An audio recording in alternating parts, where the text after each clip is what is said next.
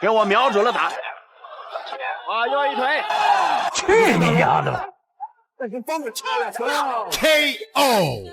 注意看，韩国最嚣张的拳王金世基居然被方便击倒读秒了。死神方便眼看击倒读秒不解气，于是又朝着金世基脑袋上猛砸2拳，彻底打晕 KO。就是这样不可一世、令人厌恶的金世基，第一次翻着白眼昏死在韩国擂台上。台下的韩国妹子看到这一幕，心疼的捂脸痛哭。大家都知道，不管中国勇士如何努力，依旧难以抵挡韩国选手来华捞金的脚步。眼看自己国家的领军人物金世基被中国人揍得如此悲惨，难以收手，于是韩国高层彻底震怒，连夜安排几十位韩国猛将向中国拳坛发起挑战，必须要尽可能的将中国选手打成重伤，扰乱中国市场。要说其中的佼佼者，莫过于金世基的大弟子金和泰。光听名字都能感觉金和泰这家伙肯定与金世基有着非比寻常的关系。金和泰上台之前还在狡辩，声称自己的老师金世基上台前被人恶意下药，这才导致晚上一直在拉肚子，影响到了第2天的比赛状态。虽然说谎话没有什么成本可言，但是金和泰的这番狡辩完全就是在掩盖金世基实力的软弱与心虚。本次登台打比赛的并不是口口相传的死神方便，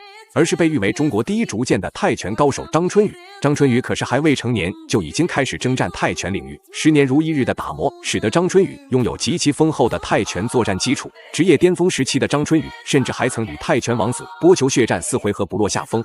要说换做其他选手可能会对金和泰忌惮3分，可是如果换作张春雨出场，观众们便可提前预判金和泰的最终结局，不是暴揍 KO 就是被无情碾压，揍得哭爹喊娘。当然金和泰的最终结局究竟如何呢？让我们直接进入比赛现场，麻烦各位帅哥美女长按3秒点赞，小编祝各位早日赚到100万。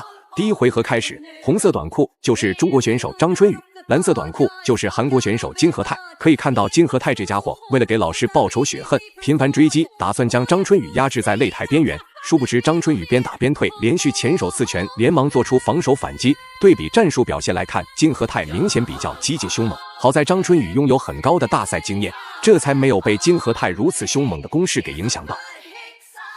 张春雨现在控制的还不错啊，整个的。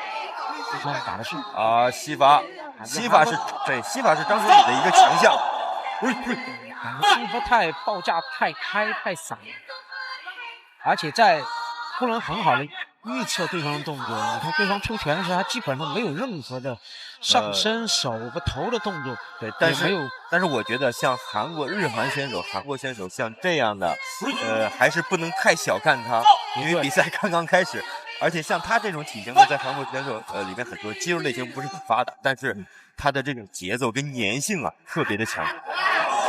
你看其实早在1年前，金和泰就听闻过张春雨的大名，奈何金和泰当时风头正盛，根本没有把张春雨当回事。没成想1年之后，金和泰一语成谶，正好与中国猛将张春雨相遇。当然张春雨向来都秉持着作战勇猛无所畏惧的风格打比赛，就算今天站在自己面前的是金世基，张春雨依旧照打不误。如果在今天的比赛中金和泰做出太过分的恶劣行为，那脾气火爆的张春雨必然不会手下留情。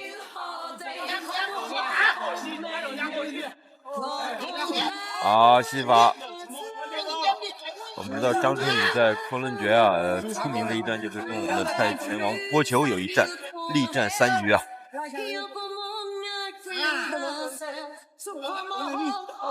张春雨这次打得非常聪明，一直在用前手控制，一直在前手的一个平扣很重，上手没中，但掐的前手的命中率实在是太高，对，控制的距离特别好，没错。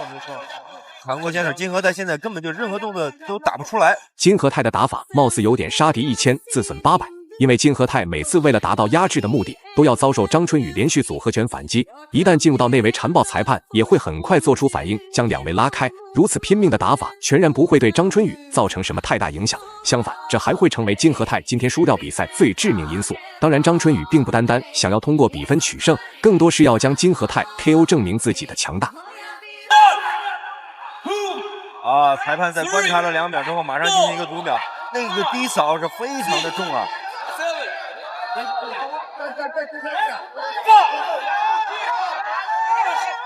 我们看看张春雨能不能提前结束比赛，瞄准了他这个腿啊。对，前手的互换漂亮。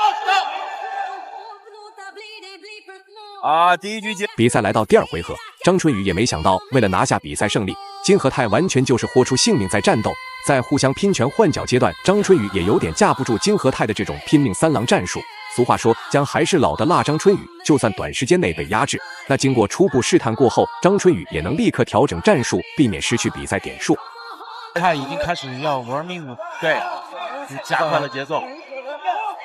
对，他虽然被屡屡命中，但金和泰也是转身拳这下好中，但没中。啊，又是一个低扫。如果张春雨还能有机会对对手的这个前腿支撑腿再加2到3个完全命中率的这种低扫啊，我觉得会提前结束比赛。因为这个肌肉的损伤疼痛是很难恢复的啊！又一腿，果然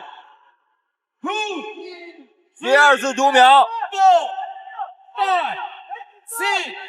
看看金和泰能不能站起来。